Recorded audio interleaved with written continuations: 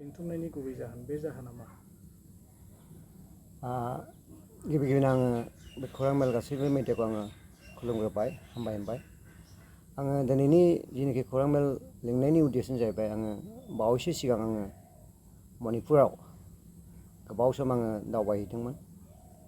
आं बेहाय दावबायनानै ओरैबायदि आङो दुखु मोनदों आरो जोंनि जिनाखि जाथायफोर जागासिनो दङ। आङो मोननै पार्टिनि मोननै जातिनि लिडारफोरखौ आङो लोगो लादों। ससियेल वार्कारफोर, पलिटिकेल वार्कारफोर, पुलिस अफिसार्सफोर, बेबायदिनो आं गोबां बिथांमोनजों सावरायनानै एखेबारे जिनाखि जाथाय बे जाथाया जाथावामोन दिनै जाबाय आरो बे जाथाया ओरैबायदि जाबाय दा 5 माससिम जालांबाय दासिमबो खुनु सलुसननि बाथ्रा गैया आरो बावैसोनि सिगां आं फैनायनि सिगां 6 थारिखआव आरो गोबांथार बेबायदि 20-22 जनसो गावख्लायबावनायखौ आंनि मानसिफ्रा खौरां हरदों। बे हिसाबै आङो दिनैहाय बुंनो सानदों जाबाय मोनथाम आरनि सोमोन्दै। 1 नाम्बार आरआ जाहैबाय रिफर्मेशन, 2 नाम्बार आरआ जाहैबाय रिनोवेशन एन्ड 3 नाम्बार आरआ जाहैबाय रिलेशनशिप।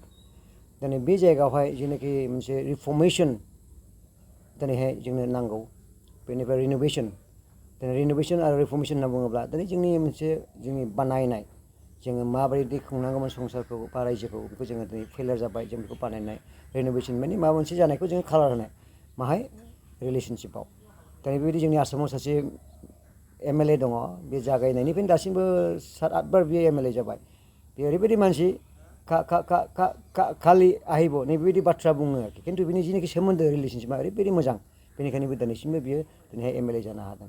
दा बेनिखायनो आङो नर्थ इस्टआव मणिपुरावल' नङा, नागालेण्ड, बेनिफ्राय आसाम, बेनिफ्राय अरुणाचल, आङो मोनब्रै स्टेटआव आं थांदों। बेनिफ्राय आङो समाज सिबियारिफोरजों लोगो लादों, धोरोम गुरुफोरजों लोगो लादों, पलिटिसियानजों लोगो लादों, पुलिस अफिसारफोरजों लोगो लादों। दा आंनि बुंनाया बेनो जाहैबाय गथै जोंनि नर्थ इस्टआवहाय जोङो रिफर्म खालामनानै मोनसे रिनोवेशन खालामनानै जोंनि रिलेशनशिपखौहाय जोङो जोंनि जायगायाव बा जोंनि ट्राइबेल हिसाबै जों बेखौ खालामनांगौ। बेखौ आं गोख्रोङै आं रायज्लायबोदों, सावरायबोदों। दा आं मोनसे बाथ्रा बुंनोसै जाहैबाय, आङो बे जायगायाव थांनानै सोरबा डेपुटि स्पिकार, बेनिफ्राय बेबायदि IPS अफिसार आङो समाय लादों। 1 घन्टा 1.5 घन्टा बिदि रायज्लायदों, गोबां मोजां सावरायदों। खिन्थु दुखुनि बाथ्रा बे जाहैबाय जोंनि मानसिफ्रा आं बुङोब्ला दिनै जोंनि लिडारफ्रा, दैदेनगिरिफ्रा 5 मिनिटबो रायज्लायनो समाय गैया बा फनथ' बोखांखाया। दा बेबायदि जुदि जायोब्ला जोंनि जाथिया मा जानांगौ? जेब्लानाखि जों रायज्लायनोसो सलुसन जायो। दिनै जों मिडियाफ्रावबा जों ओरैबायदि जोङो सलायबाय थायो, गावजों गाव माने डिबेट खालामबाय थायो, बेबो गोरों बेबो गोरों, नाथाय जोङो गाहायाव फैनानै जों मोजां रायज्लायनो रोङा। बेनिखायनो आं खावलायदों जाहैबाय जों गाहायाव फैनानै जों मोजाङै जुदि रायज्लायोब्लासो जोङो माबा मोनसे समस्याखौ समाधान खालामनो हायो। बेनिफ्राय जोंनि जाथिखौ जोङो दैदेनलांनायनि थाखाय जोङो एखेबारे जोङो लामाखौ जों बेखेवनो हागोन जाहैबाय। नङाब्ला फैगौ बावैसोनि उनाव जुदि जों बेबायदि जोङो जायोबा मणिपुराव जानाया जोंनावहाय जायैनि बाथ्रा गैया, आरो नागालेण्डआवबो आं बेखौनो बुंदों नोंथांमोनाव जायैनि बाथ्रा गैया, अरुणाचलाव बेखौनो बुंदों। जुदि जों जुदि दानो गावखौ साखा फारा खालामाब्ला, जों मोनसे रिलेशनशिपआव जुदि मोजां खालामाबा एनि टाइम बेबो जानो हागौ होननानै आं बिदि रायज्लायबोदों। ओमफ्राय आं बावैसोनि उनावहाय आङो मिज'राम थांगोन, त्रिपुरा थांगोन, मेघालय थांगोन। बे 7टा स्टेटखौ एखेबारे आङो माने आं मोनदों आरो माने गोजौनि होनना बुंनांगोन, माबा मोनसे सावरायनो थाखाय, माबा मोनसे जों ज' खालामनो थाखाय। दा बेनो जाहैबाय आंनि दिनैनि जिनाखि आर्जेन्ट इमारजेन्सि आं बे खौरांखौ लिरनाया बेनो। आङो बेयावनो बुंनानै दोनथ'नो सानबाय। बे खोनासंग्राफोरखौ बा नायगिरिफोरखौहाय इसोरा बोर होथों, बुजिनो हानाय, आरो जों एखे जेसे हायो एसे जों खौसेथिखौ जों जानांगोन।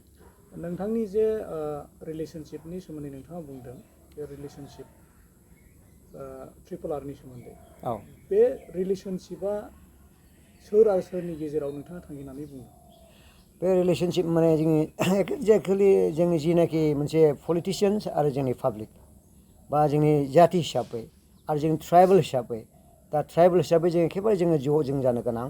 आं गोबां ट्राइबेल लिडार्सफोरजोंबो रायज्लायबाय। दा बेखौनो आसा खालामनानै दं आरो जोङो थगायजाबाय थायो आरो जोंनि मानसिफ्राना, जोङो जाति हिसाबै जों थगायजायो, बेनिफ्राय ट्राइबेलफ्राबो थगायजायो। दा बबेया मोजां बबेया गाज्रि जों बेखौ मिथिखागौ, खिन्थु माखासे मा बुंनो जोंनि मोनसे सेल्फिश टाइप मानसिफोरनि दारैनो बेबायदि बुस्थुआ माने जायो आरोना, गाज्रि रिलेशनशिपआ।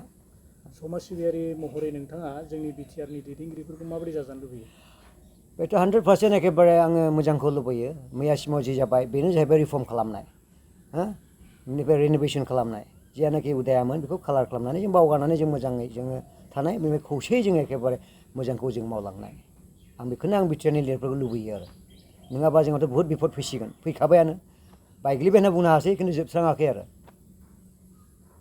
बायग्लिनायनि गुबै जाहोना मा बायग्लिनायनि गुबै जाहोना बेनो जाहैबाय फ्रम दा भेरि बिगिनिं आं बुंनो सानो जाहैबाय एक्चुवेलि जोङो माने मोनसे सेल्फिश टाइप जाबोदों आरो ना एक्चुवेलि आङो बेखौ अरायबो बुङो जोङो जुदि मालायनि थाखाय जुदि सिन्था खालामोब्ला मोजां बे मोजां सिन्था खालामनो थाखाय जों मोजांखौ जों मोनग्रोखायो आरोखि बेनिखायनो जोङो एखेबारे गावनिखौ जों साननो दरखार गैया आरो सेल्फिश टाइप जुदि जोङो समाजनिखौ मोजां सानोब्ला अट'मेटिकेलि बे मोजाङा फैयो दा बे बुस्थुखौ जों साननो रोङाखै होनना आं सानो आरो जोंनि दैदेनगिरिफोरखौ मणिपुराव जानाय जे दाङाबाजि बे दाङाबाजिनि जे हिंसायारि दाङाबाजि बे दाङाबाजि जानायनि जे उद्देश्यफोर बा जाहोनफोर बेखौ नोंथाङा मा होननानै सानो बेखौथ' बहुत मोनसे पलिटिसियान्स बा माबा मोनसे बेखौ गोथौयै जुदि जों नायोब्ला बेखौ बुंनोबो एसे उसुबिदा दा जि जायगायावनाखि जायगाबो जागासिनो दङ दस्रायावबो जादों मणिपुरावल' नङा बे मोनसे वेल प्लान बायदि माबा मोनसे दङ आरो दा जि बुस्थुआ जाबाय आं दाख्लै नुबोदों बे मालाबाबो एखेबारे ज' जागोनखौ आङो